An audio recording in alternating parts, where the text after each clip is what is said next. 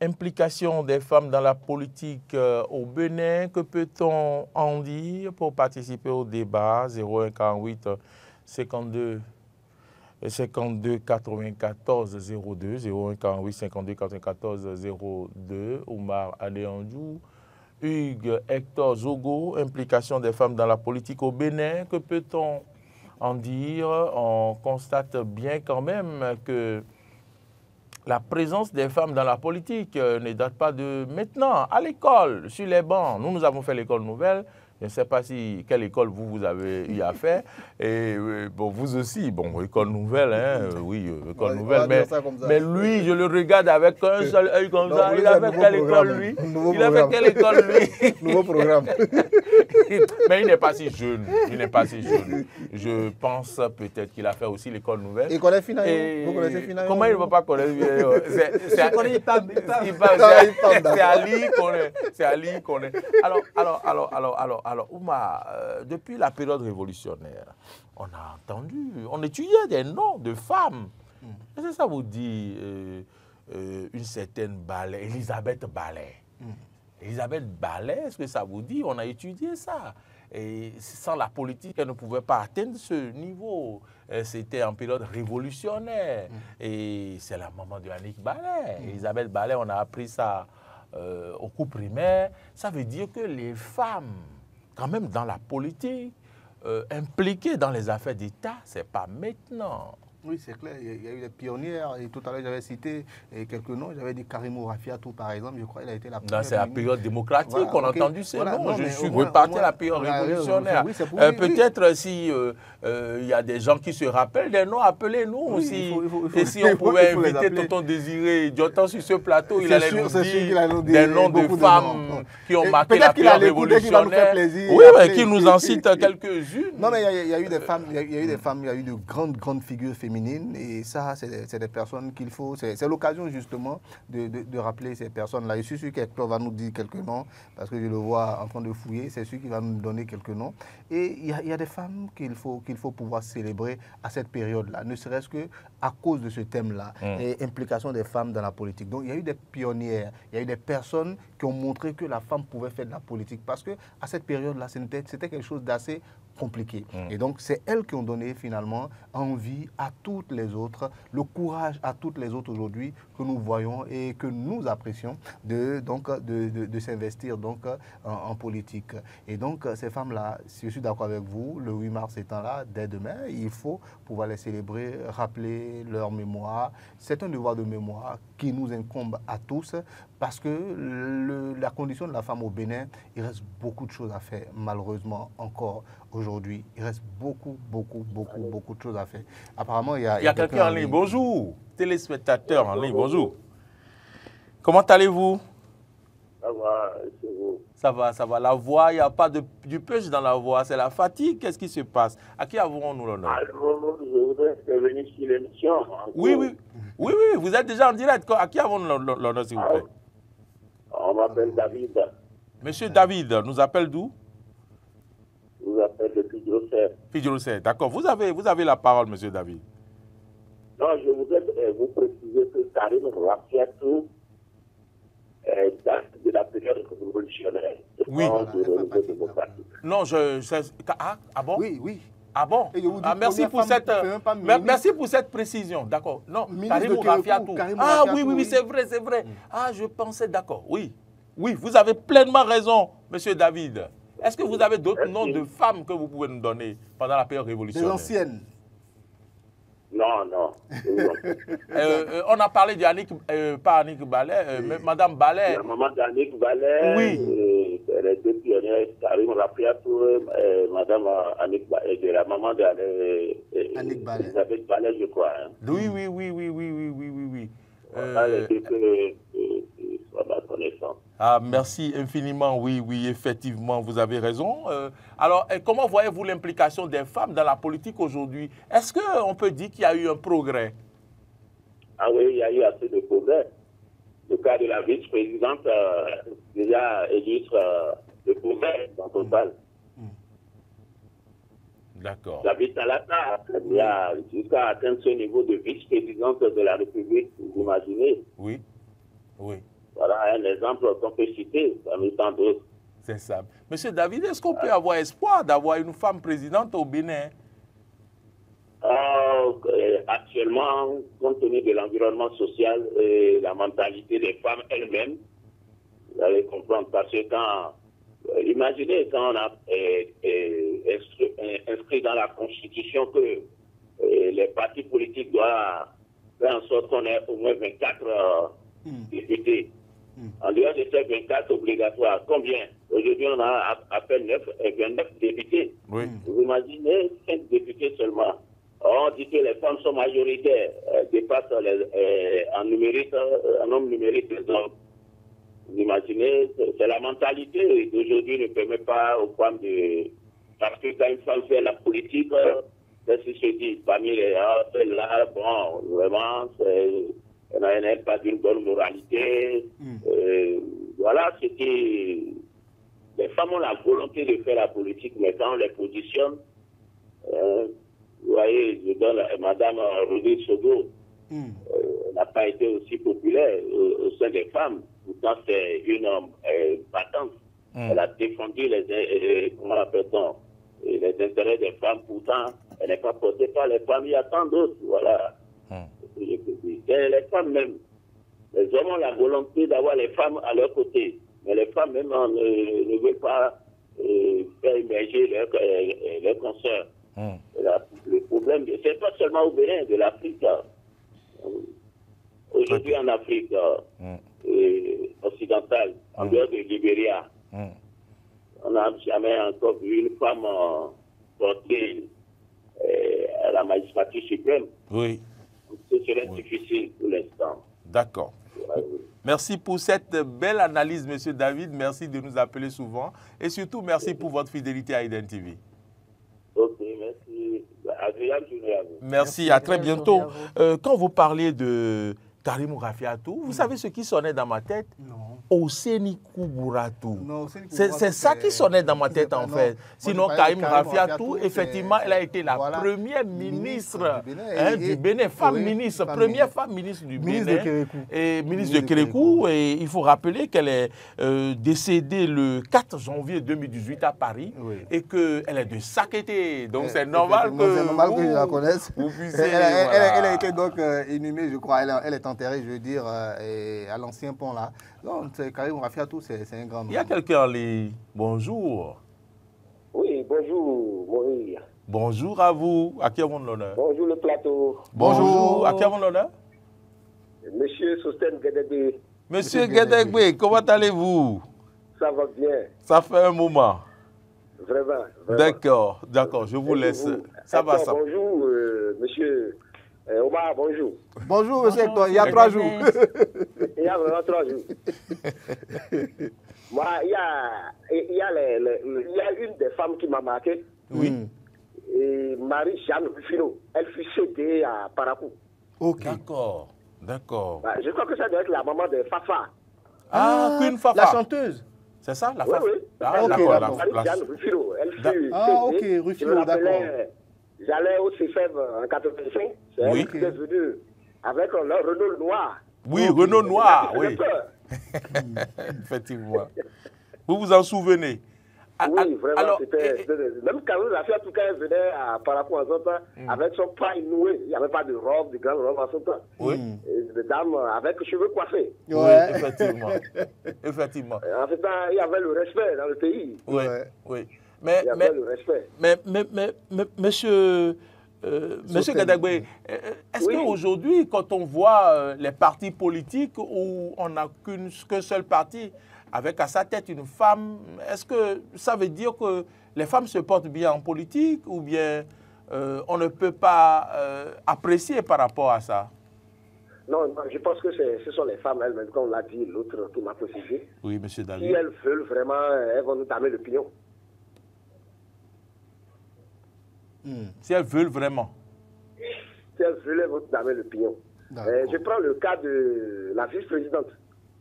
J'habite à la table. C'est des gens qui, vous voyez, elles ont duré dans la politique, elles n'ont pas réclamé de poste. C'est pas comme des gens qui démissionnent à tout, parce qu'ils n'ont pas eu de poste. Elles sont restées depuis. Vous voyez la récompense aujourd'hui. Ça, c'est des exemples de fidélité de femmes politiques très engagées. Oui. On a vu des femmes candidates à l'élection présidentielle, comme Marie-Élise Bédot, comme Célestine Zanou. Il y a beaucoup, il y a la dame déchet de Kérékou. Oui, Célestine Zanou, vous voulez dire. Oui, mais que les gens n'ont pas accompagné. Ce sont les femmes même qui ne les accompagnent pas. Malheureusement, je ne sais pas si c'est notre culture. Non, mais c'est lié, c'est ça. Est-ce que c'est pas jalousie? Nous en parler. Est-ce que c'est pas jalousie ou bien elles se disent que les femmes ne sont pas faites pour diriger les hommes? Bon, je ne sais pas. Ça, c'est un problème sociologique. Ouais. Il faut appeler les sociologues qui viennent nous expliquer. C'est clair. D'accord. C'est dommage, mais c'est comme ça. Heureusement qu'on a un chef d'État qui a... Vous avez vu, à part la loi qui a été prise, sinon, on aurait peut-être cette mandature de député-là, c'est peut-être 5 femmes. Hein. Effectivement. Si le président Talon n'avait pas... pris une loi par rapport à la discrimination positive. Oui. D'accord. Merci infiniment, M. Socène Guédégué, pour votre contribution à cette émission. Parlons donc des dispositions. Alors, puisque M. Socène Guédégué en fait cas, quelles sont aujourd'hui les dispositions quand même prises par le gouvernement, par le président Patrice Talon pour favoriser un peu comment dire, l'affirmation, je vais dire, des femmes sur l'échiquier politique? Vous savez, si on doit faire le vrai débat, on ne doit pas jeter la pierre aux femmes. Malheureusement, c'est le contraire qui se vit. Parce que la plupart de nos partis politiques, quand vous regardez très bien, ce sont des partis qui sont dirigés par des hommes. Et quand il s'agit de positionner les différents acteurs pour se retrouver pour les échéances électorales, malheureusement, les femmes ne sont pas très bien positionnées. Vous allez voir une femme positionnée sur une liste en 4e ou 5e position. Parce qu'on est conscient du fait que dans cette circonscription électorale, le parti dont on est président ne peut pas avoir au-delà de 3 députés, par exemple.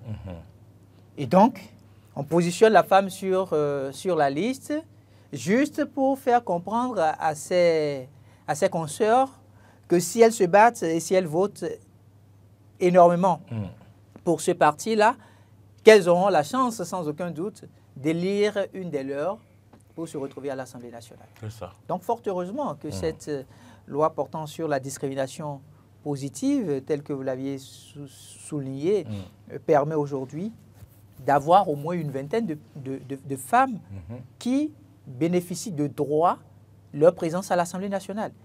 C'est assez complexe, tel que les téléspectateurs qui nous ont appelés l'ont dit. C'est aussi un problème sociologique. C'est aussi un problème sociologique et c'est pourquoi nous devons travailler au sein de nos familles à renverser la tendance. Parce que déjà, quand la femme a l'intention de se retrouver en réunion politique, c'est le mari qui lui dit et qui lui rappelle tout le temps qu'elle est une femme mariée. Tout comme si, en tant que femme mariée, elle n'a pas le droit, par exemple, de militer dans un parti politique ou si elle n'a pas le droit de faire valoir ses compétences en politique. Oui, mais le simple fait de lui rappeler... Parce qu'on part tôt et on revient tard. Non, ce n'est pas une raison justifiée. L'homme qui quitte la maison et revient à 2h ou 3h du matin, il vient retrouver la femme. Oui. Il vient retrouver la femme dans le canapé. Cette femme-là n'abandonne pas l'homme. Elle est au salon, elle est dans le canapé, à attendre l'arrivée de son mari. Il suffit seulement que le mari... Donc vous conviez le mari à rester dans le canapé et attendre le mari n'a qu'à aussi venir au canapé ou à défaut, le mari n'a qu'à accompagner sa femme pour que le combat politique se mène ensemble. Et j'aimerais embrayer dans le même sens qu'Hector, en disant quoi? Notre société, notre mentalité aujourd'hui, c'est de mettre la femme en seconde position, derrière l'homme. Je prends un exemple banal. Hein. C'est culturel, dans certaines cultures. Culturel. Non, mais ce n'est pas fait de certaines cultures, c'est comme ça partout au Bénin. Vous partez quelque part avec votre femme, arrivez là-bas... Allô, quelqu'un en ligne, bonjour. Bonjour. Merci de vous présenter. Oui, moi, je m'appelle Balou Dorothée.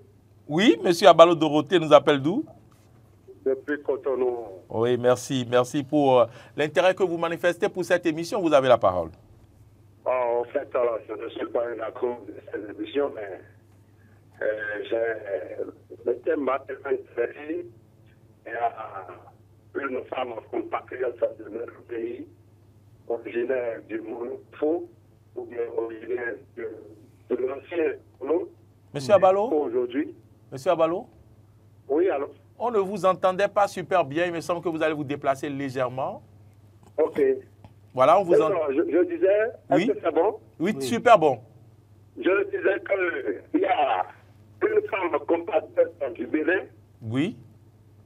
Originaire du Koufou. Du Koufou, oui. Oui, ancien Mono. Oui. Qui s'appelle Wawa Thérèse. Wawa Thérèse, oui. Elle a marqué les esprits. Oui, elle est là, hein. Elle officier à Dantokpa, non? Voilà, et appartenait au Parti communiste du Bénin, oui. au PCB. Oui, on pense à elle. Vous avez raison. Avant même ça, la lutte estudiantine, déjà, elle avait déjà marqué. Elle a commencé la lutte depuis le campus. Voilà, et puis celle-là avait un rôle très très important qui constitue de militer pour la lutte de l'organisation des droits de l'homme et des peuples. Oui. Voilà. Oh là donc, là. Vraiment. Elle est de ma région en tant que Adja. D'accord. J'ai préféré appeler. Oui. Pour faire sortir son nom. Vous avez très bien fait. Vous avez très bien fait, monsieur Abalo. C'est très bien fait. Parce que nous étions tous émus sur ce plateau. Monsieur Dovalou. Monsieur Dovalou. Dovalo. Monsieur Dovalo. Dovalou. Voilà. Ah, d'accord. Monsieur Dovalo, c'est pas Abalo. D'accord, monsieur Dovalo. Voilà. Comme le travail est arrivé, quoi. Voilà, Dovalou. C'est-à-dire que le travail gratuit. D'accord. Okay. Merci infiniment, monsieur Dovalo, Dorothée. Merci, merci, merci donc, encore. Oui, il a cité. Oui, je vous laisse continuer. Wawa Thérèse, à qui nous pensons une femme qui, depuis l'université, a commencé les luttes. Une femme battante, dans le bon sens du mot, pas le sens galvaudé aujourd'hui, qui dessert finalement les femmes aujourd'hui. Ça, on va en faire peut-être le débat un autre jour. Mais ce que je veux dire, c'est quoi? C'est que notre société empêche même les femmes de se mettre devant. Parce qu'on a l'habitude de les mettre en second plan. Dès qu'on arrive, par exemple, en réunion familiale, par exemple, à quel moment la femme parle? Dites-moi. C'est là que les hommes ont fini de parler. Quand les hommes ont fini de parler, quand comment on appelle, les maris ont fini de parler. Et à qui on donne la place en plus? À la parole juste après les hommes. C'est les tanguis, les grandes, c'est elles qui prennent la parole maintenant pour dire... Ah, mais voilà, les tanguis, c'est des femmes, non? Oui, c'est des femmes, mais c'est juste après que les vieilles vont parler, que les hommes ont déjà fini de parler, là. C'est là que les vieilles vont parler. Et les jeunes filles qui sont là-bas, on ne les entend même pas. On ne sait même pas ce qu'elles ont à dire. La femme qui est dans son foyer, qui a un problème avec son mari, mais on va recevoir le mari et... sans état d'âme, on donne d'abord raison à l'homme sur le champ. On dit non, c'est on demande à la femme d'aller s'agenouiller là-bas. S'agenouiller, c'est ton mari, quel que soit ce qu'il dit. Et bon, finalement, la femme apprend, on leur inculque ça et on les met complètement au second plan. Et elles grandissent avec ça. Et c'est un blocage également pour les femmes. Elles n'ont pas le courage de se mettre en avant. C'est impossible dans notre société. Et ça, il faut le changer. Et pour le changer, c'est comme Hector a dit, c'est déjà dans les familles. C'est déjà dans le bas âge, c'est déjà à l'école, leur inculquer, apprendre aux garçons que non, attention, non, c'est pas ta chose, hein. Ta femme, c'est ta femme. Vous êtes tous les deux les chefs de votre famille. L'égalité, là vous parlez de la culture, de l'égalité homme-femme. Voilà, hein. Peut-être pas l'égalité, parce que oui, même vous et moi, on est égaux devant la loi, mais on n'est pas, par exemple dans la gestion d'un foyer, on peut ne pas être égaux, on sera certainement complémentaires. Donc, ne serait-ce que cette complémentarité-là, mettre ça en avant, expliquer aux femmes que non, attention, ton mari peut prendre une décision, mais tu as le droit d'abord de lui dire, ah, attention, par rapport à cette décision, je veux que tu penses à ci, je veux que tu penses à tel facteur avant de prendre ta décision. C'est important. Et tant qu'on n'inculque pas ça aux enfants, les femmes auront toujours tendance à dire, oh, ça c'est les hommes, allez-y. Et c'est ça qui fait que, par exemple, quand la femme s'investit en politique, et toi la soumise, le monsieur commence à se fâcher. Parce que la femme, lui-même, il sait que les réunions politiques, quelquefois, c'est très tard dans la nuit. Aussi, parce qu'il faut finir. Et aussi, il y a les majors, ils ont peur que la femme ne les supplante. Voilà. Ils ont peur que la femme ne s'implique, qu'elle ne devienne ministre, qu'elle occupe des postes qu'ils n'ont jamais occupés. Voilà, disons la vérité. Voilà, ça aussi, c'est vrai. Et pour finir, c'est vrai que je ne voulais pas ouvrir le débat, mais je le dis en 2 mots.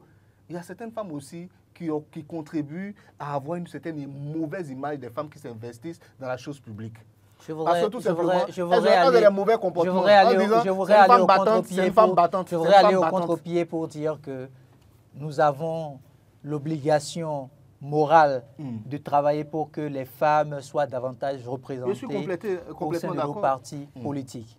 Ce que les hommes commettent comme bêtises humaines dans la vie politique, on ne peut pas le comparer à ce qu'éventuellement une des rares femmes aurait commis. Et donc, par conséquent, je trouve qu'il nous revient sur ce plateau d'encourager davantage les hommes à permettre à leurs femmes de bénéficier de leurs droits politiques. Parce que, regardez, aujourd'hui au Bénin, nous n'avons qu'une seule femme à la tête d'un parti politique. On va commencer par conclure. Je conclus comme ça en disant que si elle n'avait pas été autant tenace, si elle n'avait pas été autant téméraire, audacieuse, notre pays, le Bénin, aujourd'hui, à la veille du 8 mars, une date aussi importante en ce qui concerne le droit des femmes, n'aurait pas eu de femme. Aucune femme politique à la tête présidente de parti politique capable de prendre la parole. Ça aurait été une honte pour notre nation. Et donc, pour une femme comme ça, il faut l'encourager. C'est sûr qu'aujourd'hui, elle est en train d'avoir encore des difficultés à faire passer sa vision politique. Mais, quoi qu'on dise, la présence des femmes, que ce soit au niveau de nos différents ministères ou que ce soit au niveau, voilà, Madame Claudine, Monsieur, il est l'heure. Monsieur, il est l'heure. En tout cas, bravo, bravo à Madame. Il faut dire aussi bravo au président Patrice Talon qui reconnaît une place de choix aux femmes et qui fait beaucoup d'efforts dans ce sens en créant l'Institut national de la femme pour éviter la violence faite aux femmes, violence sexuelle, violence morale et tout. On n'a plus suffisamment de temps, donc vous devez dire bravo au chef de l'État aussi. Oui, bravo au chef de l'État, bravo à la première dame. Oui, nous n'avons pas pensé à elle. Dame aussi. Parce que si le chef de l'État est en train Quand il rentre à la maison tout fatigué, qui s'occupe de lui? Madame est là, voilà, donc bravo à elle également pour tout le travail qu'elle fait pour la nation. Il est là, je n'aime pas qu'on m'arrache l'antenne, il n'y a plus de dernier mot. Merci à vous, on a tellement dit. Rappelez aussi Madame Marie-Élise Bédo, une dame qui a beaucoup travaillé aussi. Oui, mais je voudrais rappeler Madame Marie Dorego aussi, première dame du Dahomey, épouse du président Hubert Maga, présidente fondatrice du groupement des femmes dahoméennes. C'était en 1961. Je voudrais rendre hommage, si vous permettez, à toutes et à tous. Merci beaucoup. Merci à vous de nous avoir suivis. Et je vous souhaite de passer un excellent week-end. Bonne fête à toutes les femmes du monde entier. Et que vive l'imposition, je vais dire, vive la promotion des femmes dans le Bénin, dans la République. À bientôt.